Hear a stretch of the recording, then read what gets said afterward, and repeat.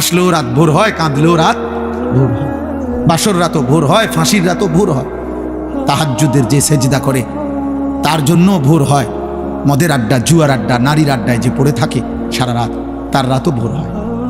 দুনিয়া তো থেমে যাবে না, সূর্য উঠবে, চাঁদ উঠবে, রাত আসবে, দিন আসবে, আলো আসবে, অন্ধকার আসবে। 25 সাল 26 সাল হয়েছে, 26 আবার 27 হবে, জানুয়ারি ফেব্রুয়ারি হবে, শনিবার রবিবার হবে, সকাল দুপুর হবে। এভাবে একদিন আমারে কবরে নিয়ে যাবে, তোমারে কবরে নিয়ে যাবে। স্বার্থপর এই দুনিয়া না তোমার দাদারে থাকতে দিছে, না বাবারে, না তোমারে দিবে। ফেরাউন রে দেয় নাই, নমরুদ রে থাকতে দেয়, আবার ইমানদারকেও তো থাকতে দেয় না। দুনিয়াতে আব্দুল কাদের জিলানিও থাকে নাই, ফেরাউনও থাকে না, কেউ তো থাকে নাই রে বাপ।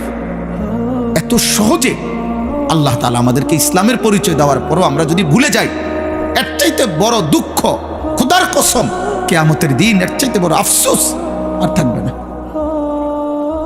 এজন্য আপনারা সবাই জানেন, অনেকেই শুনছেন, নামধারী মুসলমান যে শুধু মুখে বলে, কর্মে নয়, বিশ্বাসে নয়, তাকে মুনাফিক বলে। আর মুনাফিক এত নিকৃষ্ট, এই নামধারী মুখোশধারী মুসলমান এত নিকৃষ্ট যে কাফের যারা কাট্টা বেঈমান কাফের, তারা পর্যন্ত জাহান্নামে মুনাফিকের সাথে থাকবে না। মুনাফিককে এই জন্য সকলের নিচে জাহান্নামে ফেলে দাও। আবু জাহেল বলবে, আল্লাহ আমি মুনাফিকের লগে আমারে যেন আযাব না দেয়। ওর আরো নামা, পরে দেখলে আমার ঘৃণা হয়, কারণ আমি তো প্রকাশ্যেই বলছি আমি মুহাম্মদকে মানি না। কথা বলেন না, সে তো মৃত্যু পর্যন্ত বলছে আমি মানি না, কিন্তু আমি তো বলছি আমি মানি। আমি বলতেছি আমি মুসলমান, অথচ আমি সেজদা দিচ্ছি না। আমি তাহলে আপনি বলেন কেন? তোমরা যুবক যদি সারা বছর তোমাদের যদি বেঈমানের চুলটাই পছন্দ হয়, তো পুরা বেঈমানের আদর্শ, পুরা বেঈমানের ধর্ম গ্রহণ করতে অসুবিধা তোর কি বেটা? তাই তো বাবার বাঁধন ছেড়ে দে বেটা, পরিবারের বন্ধন ছেড়ে দে, বাপ মার থেকে আলাদা হ বেটা। কোন ফুটবল খেলোয়াড় অথবা কোন ক্রিকেট খেলোয়াড় অথবা ইউরোপের কোন কাফের বেঈমান যাদের মতো চুল রাখছো, যাদের চলাফেরা পছন্দ করছো, তারে বাপ হিসাবে ঘোষণা দাও, তার কাছে SMS করো, তারে বলো আপনি আমার আব্বা। ইহুদির কাছে আশ্রয় চাও, খ্রিস্টানের কাছে আশ্রয় চাও, দেবে আশ্রয়। তুমি শুধু বলে দেখো, তোমাকে রাজকীয় মর্যাদা দিয়ে বেঈমান রাখবে। তুমি শুধু বলো যে আমি ধর্ম ত্যাগ করব, যাও তুমি দেখবা। বলো তোমাদের চেহারা তোমরা এমন কালো বানায় ফেলছো কেন? তোমাদের চেহারার মধ্যে দয়া মায়া নাই কেন আব্বা? তোমরা এমন মালিক ভুলে গেলা কেন? এমন রব ভুলে গেলা কেন? দুনিয়া নিয়ে খুশি হয়ে গেলেন? বাবারা আপনারাও, ছেলেরা তোমরাও, মারা আপনারাও, সবাই মিলে দুনিয়া নিয়ে খুশি হয়ে গেলেন। আখেরাত লাগবে না তো? আখেরাত যদি লাগে তো এমনি এমনি আখেরাত। 365 দিনে এক বছরে কোনো দিন ফজরের নামাজ পড়লেন না, আখেরাত মিলে যাবে? নাহলে সন্তানকে বঞ্চিত করলেন কেন? আল্লাহর কোরআন থেকে বঞ্চিত করলেন কেন? 6 বছর বয়সে বাচ্চাটা আপনার কাছে কি অপরাধ করছিল যার কারণে তার দিন শিখান নাই? 7 বছর বয়সে বাচ্চাটা আপনাকে কি অন্যায় করেছিল, আপনি তাকে কেন দিন শিখান নাই? বলেন। আপনি রে ফায়সালা দেওয়ার যে আমার 3 ফুট 1 ফুটরে মাদ্রাসা দিছি আর দুগারে স্কুলে পড়াইছি ছোটবেলায়, হ্যাঁ, এই বন্টন করার অধিকার আপনাদের কে দিল? আল্লাহর কোরআন থেকে যে আমার 3 ছেলের মধ্যে আমি একজনরে পড়াবো একজনরে পড়াবো না, এই সিদ্ধান্ত দেওয়ার অধিকার আমাদের আছে? আল্লাহ নবী সাল্লাল্লাহু আলাইহি সাল্লাম বলেন, আলা কুল্লি মুসলিম তালাবুল ইলমি ফারিদাতুন আলা কুল্লি মুসলিম। আলা কুল্লি মুসলিম মানে কি? 3 জনে একজন, 4 জনে একজন, তো কেটা কেটা? তাইলে বলেন, আপনাকে তো নিষেধ করে নাই বাংলা পড়াইতে, আপনাকে তো বলে নাই জেনারেল পড়া নিষেধ, বাংলা, অঙ্ক, ইংরেজি, পদার্থ, জীববিজ্ঞান এগুলো হারাম? হুজুররা বলছে এগুলো হারাম। তাহলে আমি তো কুমিল্লা ভিক্টোরিয়া কলেজ থেকে মাস্টার্স পাস করছি, আমি তো জেনারেল লাইনে পূর্ণ পড়ালেখা করছি, সায়েন্স বিজ্ঞান বিভাগ থেকে আমি তো দাখিল SSC পাস করছি 1998 সালে। বাংলাদেশে সর্বোচ্চ নাম্বার পেয়ে ফার্স্ট হয়েছি, 1 নাম্বার সারা বাংলাদেশে। আমি তো এখানে বহুবার আসছি, আপনারা আমারে দেখছেন না? আমি তাইলে আব্বা বলেন, আমি তো নিষেধ করি নাই। তুমি পড়ো স্কুলে, পড়ো কলেজে, তুমি একদম হিমালয় পর্বতের উপর উঠে লাও, আর আটলান্টিক মহাসাগরের নিচে যাও। কিন্তু প্রশ্ন হলো, আল্লাহ বুল্লা কেন, নামাজ বুল্লা কেন, মালিকের কোরআন পড়তে পারো না কেন, আল্লাহর নামের একটা তাসবিহ পড়তে পারো না কেন, নবীর শিখানো 10টা দোয়া বলতে পারো না কেন? হ্যাঁ, এটা বাধা কিসে? এটা ছুটে গেল কেন আব্বা? বাথরুমে ঢুকতে দোয়াটা পারো না কেন, বের হইতে দোয়াটা পারেন না কেন? আপনি না মাস্টার্স করছেন, আপনি না SSC পাস করছেন, আপনি না ইন্টারমিডিয়েট পাস করছেন, আপনি না অনেক কিছু করছেন, তো এটা ভুলে গেলেন কেন? এটা বাদ দিলেন কেন? আখিরাত বাদ দিলেন কেন? আল্লাহ আমাদেরকে বিবেক দান করেন। চলেন, আল্লাহ তাআলা বলেন যে আল্লাহর সাক্ষাৎ চায় না, মানে জান্নাত চায় না। 2, ওয়ারাদু বিল হায়াতিদ দুনিয়া, যে দুনিয়ার জীবন পেয়ে খুশি হয়ে গেছে। কি পেয়ে খুশি হয়েছে বলেন? দুনিয়ার জীবন। খাইতেছে, ঘুম যাইতে আছে, হ্যাঁ, দুনিয়া লইয়া মোটামুটি মনের চাহিদা পূরণ হইতেছে, নাচতেছে, খাইতেছে, ফুর্তি করতেছে। মন চাইলে এক বেলা পরিশ্রম করে, আরেক বেলা গান শোনে, বাহ, এক বেলা মেহনত করে, আরেক বেলা সাদুয়ানে গপ মারে।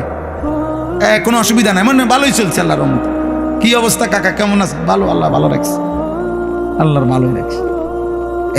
মানে দুনিয়া পেয়ে খুশি, দুনিয়া পেয়ে। আমাদের যুবক ছেলেরা, কিশোর ছেলে, তোমরা আব্বা শুধু একটা মোবাইল ব্যবহারের স্বাধীনতা পাইছো তুমি, অর্থাৎ তোমার বাবা অক্ষমতার কারণে, তোমার মায়ের দুর্বলতার কারণে ওরা তোমারে ধরতে পারে নাই, ওরা তোমারে ফিরাইতে পারে নাই, ওরা তোমার কাছে ব্যর্থ হয়ে গেছে। তোমার গাদ্দারের মতো চেহারা, তোমার মুশরিকের মতো চুল, আর তোমার বেঈমানের মতো চোখের চাহনি আর চলাফেরা দেখা বাবা কাঁপে, মা ভয় পায় যে তারে দেখতে শুনতে যেই চুল চেহারা, তারে কইলে বেশি কিছু কইলে কোনটা করে কি মাথা ফাটাইয়ালায়, না বিল্ডিং ভাঙ্গালায়, না আলমারি ভাঙ্গালায় বলা যায়।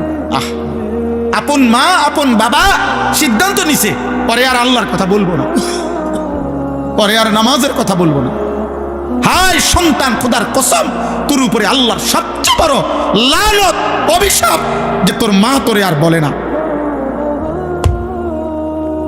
তোর বাবা আর তোরে ফিরায় না রে আব্বা। তোর জীবনের সবচেয়ে বড় দুর্ভাগ্য, বদনসিব।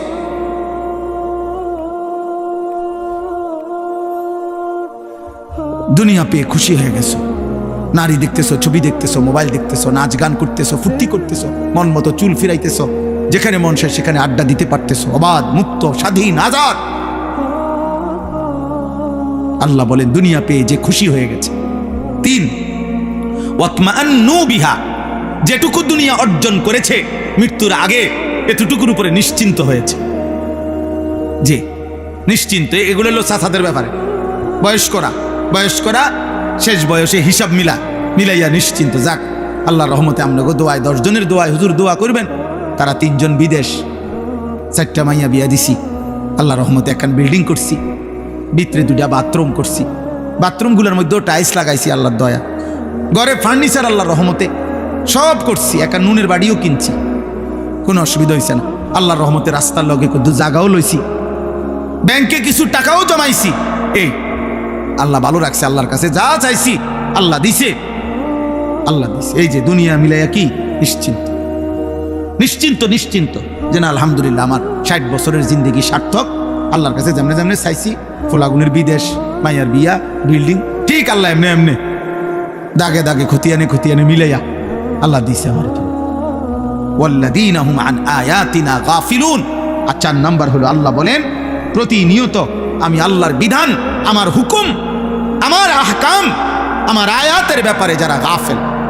দুনিয়া তো সব বুঝে, উনি ইটও চিনে, বালুও চিনে, সিমেন্টও চিনে, উনি রাজমিস্ত্রিও চিনে, কাঠমিস্ত্রিও চিনে, উনি ভাত মাছ চাল ডাল, আলো অন্ধকার, রোদ বৃষ্টি, হাসি কান্না, নারী পুরুষ, আনন্দ বেদনা সব বোঝে, কোনটা হালাল টাকা, কোনটা সুদের টাকা, কোনটা কিস্তি, সব বুঝে। উনি শুধু আখেরাত বুঝে না। তাব্বাত ইয়াদা সূরাটা কইতে পারে না, কুল হু আল্লাহ সূরাটা কইতে পারে না, আত্তাহিয়াতু শুদ্ধ করে পড়তে পারে না। আল্লাহ নাই, আখেরাত বুঝে না, আল্লাহর বিধান বুঝে না। আল্লাহ বলেন এই 4টা জিনিস, জান্নাত চায় না, দুনিয়া নিয়ে খুশি হয়ে আছে, যেটুকু দুনিয়া অর্জন করেছে এটুকুতে নিশ্চিন্ত, আর আল্লাহর আয়াত, আল্লাহর বিধানের ব্যাপারে গাফেল। আল্লাহ বলেন উলাইকা মাওয়াহুমুন নারু বিমা কানু ইয়াকসিবুন। আল্লাহ তাআলা বলেন এই মানুষগুলো সারা জীবনে যা অর্জন করেছে এই সব কিছুর বিনিময়ে তাদের ঠিকানা আন্নার, জাহান্নাম। আল্লাহ ছেড়ে, আখিরাত ছেড়ে, হালাল হারাম ছেড়ে, জায়েজ নাজায়েজ ছেড়ে, পর্দা পুশিদার, সেজদা, নামাজ, বন্দিগি এই সব বাদ দিয়া আপনি শুধু দুনিয়া সাজাইছেন। আল্লাহ বলছে এই দুনিয়ার সমস্ত কিছুর বিনিময়, এই বাড়ি, এই বিল্ডিং, এই দালান, এই সংসার, এই ব্যবসা, এই উপার্জন, এই সব কিছু তাকে জাহান্নামে পৌঁছাবে। কোথায় পৌঁছাবে? জাহান্নাম। অতএব প্রত্যেকের কাছে অনুরোধ, আখিরাতের ফিকির করো। কিশোর ভাই, যুবক ভাই, তোমার অনুরোধ করলাম বাবা, তুমি আল্লাহর দিকে ফেরো। তোমার কথা তুমি ভাবো, এই পৃথিবী তোমারে মনে রাখবে না, আখিরাতে আল্লাহও চিনবে না। নাফরমানকে আল্লাহ কোরআনে বলছে ইন্না নাসিনাকুম, আল্লাহ তাআলা বলছেন তুমি যেমন দুনিয়ায় আমাকে ভুলে গেছো, আজ আখিরাতে আমি তোমাকে ভুলে গেলাম। কাযালিকা আতাতকা আয়াতুনা ফানাসিতাহা ফাকাযালিকা আল-ইয়াওমা তুনসা। দুনিয়ায় আমার আয়াত তুমি ভুলে গেছিলা, আজ আখিরাতে আমি আল্লাহ তোমাকে ভুলে গেলাম। আল্লাহও চিনবে না, আর দুনিয়াও মনে রাখবে না। কোনো পাপী নাফরমানকে পৃথিবী মনে রাখে না, সম্মান করে না, ইজ্জত দেয় না, কলিজায় স্থান দেয় না। আব্দুল কাদের জিলানী রাহমাতুল্লাহ আলাইহি মানুষের কলিজা, বাইজিদ বুস্তামি মানুষের কলিজা, জুনায়েদ বাগদাদি মানুষের কলিজা, এই আজকের শহীদ শরীফ উসমান হাদি রাহমাতুল্লাহ আলাইহি এই ইমানদার যুবক মানুষের কলিজা। নওজোয়ান ভাই, তোমাদেরকে আবারও বলছি ভাই, চালাকি করে, কৌশল করে, মোবাইল হাতে ধরে ভিডিও রেকর্ড করো না। চালাকি করার কি দরকার? কৌশল করার কি দরকার? কোনো আলেমে দ্বীনের কোনো কথাই যদি তুমি শুনতেই রাজি না থাকো, ওনার কথা যদি নাই মানো, তো তুমি আর বসারই বা কি দরকার? তুমি তো প্রথম আচরণেই বললা যে আমি আপনার কথা শুনবো না, মানবো না। তো তাইলে ভাই আর বাকিটা শুনে লাভ কি? বাকিটাও তো মানা না মানারই প্রশ্ন। আমাদের ওয়াজের তো এইটাই মাকসাদ, এটা তো মানা না মানারই বিষয়, উপদেশ গ্রহণের বিষয়। সেটাই যদি আমার না হয় মানসিকতা, তা দরকার কি শুনে? কোরআনুল কারীমের মধ্যে আল্লাহ তাআলা বলছেন ওয়ালাকাদ ওয়াসালনা লাহুমুল কাওলা লাআল্লাহুম ইয়াতাযাক্কারুন। আল্লাহ তাআলা বলেন আমি আমার কথাগুলো, মানে আল্লাহর কথাগুলো বারবার বলেছি। ওয়াসালনা মানে হলো একটা কথাকে মজবুত করছি বারংবার বলে, যেন আমার বান্দারা উপদেশ গ্রহণ করতে পারে। তাহলে কোরআনুল কারীমের সমস্ত কথার মাকসাদ নসিহত, উপদেশ। দিল যেন নড়ে, বিবেক যেন জাগে, অন্তরের মধ্যে যেন অনুভূতি আসে। মনে রাখতে হবে বিবেক বুদ্ধি সম্পূর্ণ প্রাণীকেই মানুষ বলে। মানুষ এজন্য তাকে বলে যে সে তার বিবেক আছে। আর বিবেক মানে কি? বিবেক মানে হলো পার্থক্য শক্তি, যার মধ্যে পার্থক্য করার মতো যোগ্যতা আছে। এটা সৎ, এটা অসৎ, এটা আদেশ, এটা নিষেধ, এটা করণীয়, এটা বর্জনীয়, এটা হালাল, এটা হারাম, এটা আমাকে করতে হবে, এটা আমাকে ছাড়তে হবে। এই পার্থক্য শক্তি যার মধ্যে আছে এটাকে বলে বিবেক, আর এরে বলে মানুষ। এই জন্য পার্থক্য শক্তি যার মধ্যে নাই, হালাল হারামের পার্থক্য নাই, জায়েজ না জায়েজের পার্থক্য নাই, উচিত অনুচিতের কোনো পার্থক্য নাই, তাকে মানুষ বলে না, তাকে জানোয়ার বলে। জানোয়ার, এটা জানোয়ারের স্বভাব, মানুষের স্বভাব না। এই জন্য ওই ব্যক্তি মানুষরূপী জানোয়ার, যার মধ্যে হালাল হারামের সত্য মিথ্যার, উচিত অনুচিতের পার্থক্য শক্তি নেই। এটা দেখতে মানুষ, কিন্তু আল্লাহ তাআলা বলছেন উলাইকা কাল আনআম, এটা জানোয়ার মূলত, অথবা জানোয়ার চাইতে নিকৃষ্ট। আপন মাকেও দেখে, বোনকেও দেখে, আবার মোবাইলের নর্তকীও দেখে, উলঙ্গ ছবিও দেখে, নাটক সিনেমার নায়িকাও দেখে। তাহলে হালাল হারামের পার্থক্য হইল কই? স্ত্রীকেও দেখে, মোবাইলের নর্তকীও দেখে, টেলিভিশনের নর্তকীকেও দেখে, রাস্তার বেহায়া নারীকেও দেখে। তাহলে পার্থক্য হইল কই? মদও খায়, মধুও খায়, সালামও দেয়, গালিও দেয়, কষ্টের মেহনতের ঘাম ঝরানো টাকা এটাও নেয়, সুদের টাকাও নেয়। তাহলে এটা হইল পার্থক্য? হইল? কথা বলেন না। তাইলে বলো ভাই, তোমরা একটা ছেলে বলো, তুমি পরিচয় দিচ্ছ তুমি মুসলমান, অথচ তোমার চুল, চেহারা, লিবাস, পোশাক, আচরণ, পছন্দ অপছন্দ সব বেঈমান, মুশরিক, কাফেরের মতো। তো এটা হইল কেন? এটা পার্থক্য হইল কই? তো এটা মানুষ হইল কেন? এই জন্য বিবেক যার কাজে লাগে না সে মানুষ না। আকলে সালিম যার নাই সে মানুষ না। এটাই সত্য কথা।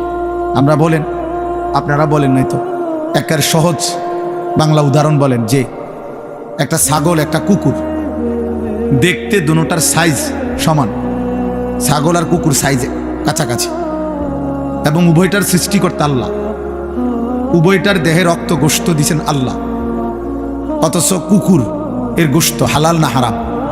কে হারাম করছে? ছাগলের গোশত হালাল না হারাম? কে হালাল করছে?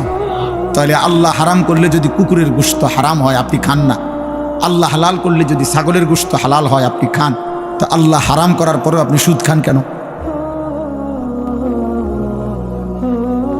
হ্যাঁ বলেন তো। তাইলে যদি আপনি সুদে খান তো তাহলে আপনার কাছে কুত্তা আর ছাগলের মধ্যে পার্থক্য কই? বলেন না কেন? তো তাইলে এই জন্য এটা বড় বিষয়। একটা ছেলেকে বলল, একজন বাবাকেও বলল, পর্দার আড়ালের মা বোনকেও বলল, আমাকেও বলল, পার্থক্য শক্তি থাকতে হবে।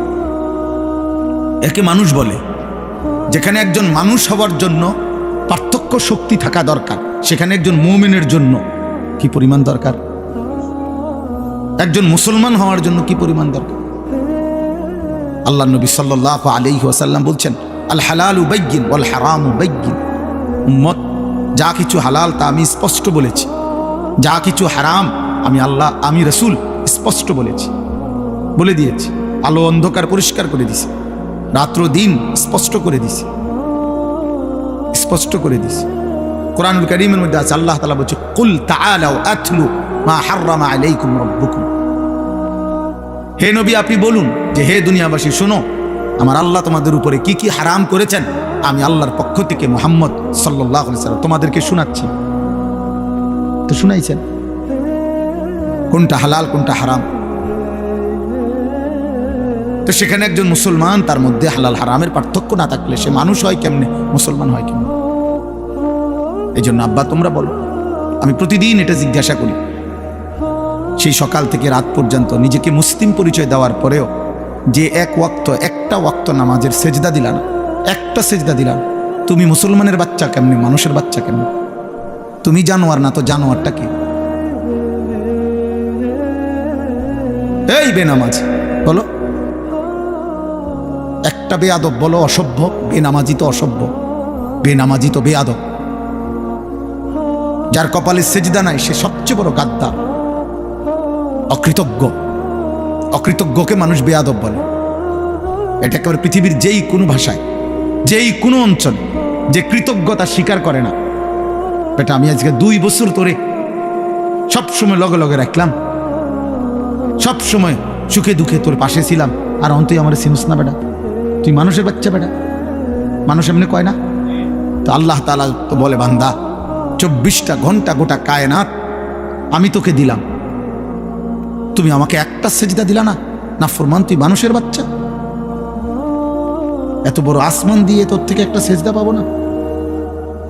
এত বড় জমিন, চন্দ্র, সূর্য, আলো, বাতাস, রোদ, বৃষ্টি, নিঃশ্বাস, অক্সিজেন, হার্টবিট, চোখের পাওয়ার, হাতের শক্তি, পায়ের শক্তি, এই কায়নাতের সমস্ত কিছু, স্ত্রী, সন্তান, অর্থ, সম্পদ, ঘুম, নিদ্রা, এই সব কিছু 24 ঘন্টা দিয়ে আমি আল্লাহ একটা সেজদাও পাবো না? তুই মানুষের বাচ্চা কেমনে? এই বেয়াদব না তো বেয়াদব কোনটা? এই জন্য এটা মনে রাখতে হবে, বেনামাজির চাইতে বড় বেয়াদব আসমানের নিচে, জমিনের উপর কোনো জানোয়ারও হয় না। বেনামাজির চাইতে অসভ্য আর কেউ নেই, কোনো জানোয়ারও নাই। কারণ জানোয়ার তো বেয়াদব না, জানোয়ার তো জানোয়ারে। কুকুর কি আদব বলা না বেয়াদব বলা? এটা কি আদব কি তা বেয়াদব কি? দেখে ছাগলের আবার আদব কি আর বেয়াদব কি? ছাগল তো ছাগলে, এর কি কোনো হালাল হারাম আছে? কথা বলেন না কেন? জায়েজ না জায়েজ আছে কিছু? তো তাইলে এটা বোঝা উচিত। সামান্যতম ভাইয়া, বাবা, ছেলেরা মনে রাখো, এই দিন রাত্রি তোমাদের এই মোবাইলের শেষ, মোবাইলের এই আসক্তি একদিন তোমাদের, এখনই একদিন নিশ্চিত মনে পড়বে যে প্রতিবন্ধী, মানসিক ভারসাম্যহীন, কোনো কাজে ধৈর্য, সূর্য, ধীরস্থিরতা এবং পরিশ্রম করার মতো শক্তি উদ্দীপনা মোবাইলে আসক্ত নাফরমানের থাকে না। ও কোনো কিছুতেই ধৈর্য ধরতে পারে না। এটা অভিশাপ মনে রেখে আমি বললাম, আমি ব্যক্তিগতভাবে কিশোর নওজোয়ানদের প্রতিটা আচার আচরণ নিয়ে ফিকির করি, ভাবি, তাকায় থাকি কি করে, কেমনে লড়ে, কেমনে হাসে। হ্যাঁ, এটা আমার জিন্দিগির মেহনত। যত ছেলে দেখবেন, যত ছেলে মেয়ে নারী পুরুষ মোবাইলে আসক্ত, ওদের কর্মক্ষমতা কমে যায়, ভারী মজবুত কষ্টসাধ্য কাজ করার মানসিকতা কমে যায়। সে শুধু সময় ফাঁক খোঁজে, তার হাতে সময় নাই, তার তো মোবাইল দেখতে হবে, তাড়াতাড়ি ভাত খাইলেছি 2-4 লোকমা, পেটে ভোক আছে অথচ সময় নেই। হ্যাঁ, ওই দেখেন, ওই বেয়াদব দেখেন, এই যে দেখেন, এই যে তোমার নিষেধ করা হয়েছে না আব্বা, তুমি বাংলা বুঝো না? বলো বাবা বলো, এখন লজ্জা পাইলা কেন? বলো আব্বা বলো, তুমি দাঁড়ায় বলো, প্রতিবাদ করো আমার বিরুদ্ধে যে না হুজুর আমি আদবওয়ালা। এটাই তো বললাম ভাইয়া, সত্য কথা তোমারই বলছি, এটা মনে রাখো আব্বা। হয়তো কেউ শক্ত করে বলে না আর কি, কিন্তু আমি বললাম মোবাইলের আসক্তি ভারসাম্যহীন বানায় ফেলে, মাতাল বানায় ফেলে, মানসিক স্বাভাবিকতা থাকে না ওর কাছে। কোনো একটা পর্যায়ে ওর কোনো লাজ লজ্জা থাকে না। এখানে আলেম আছে, মুরব্বী আছে, বয়স্ক আছে, এখানে নারী আছে, এখানে চাচারা আছে, দাদারা আছে, ওর কোনো কিছুতে কোনো অসুবিধা হয় না, ও ওর কাজ করতেছে, মানে এরকম হয়। অর্থাৎ তার ব্রেনে আলাদা কোনো পার্থক্য শক্তি থাকে না যে এটা এখানে মানাবে কিনা, উচিত কিনা, এই মানুষটির সামনে আমি এটা করলে ঠিক হইব কিনা, পার্থক্য শক্তি থাকে। এই জন্য দেখবেন বেহায়া ছেলে পেলে রাস্তার পাশে পেশাবে ধরছে, রাস্তার পাশে পেশাবে বসে গেছে। আরে ভাই, তোমার তো এটা ভাবা উচিত, এখানে নারী যাবে, পুরুষ যাবে, বয়স্ক লোক যাবে, ওরা কি মনে করবে? আরে কি মনে করবো মানে, আমার মুতে ধরছে, আমার পেশাবের দরকার। এই হলো কি অপদার্থ, বেয়াদব, প্রতিবন্ধী, মানসিক ভারসাম্যহীন ব্যক্তির কাজ।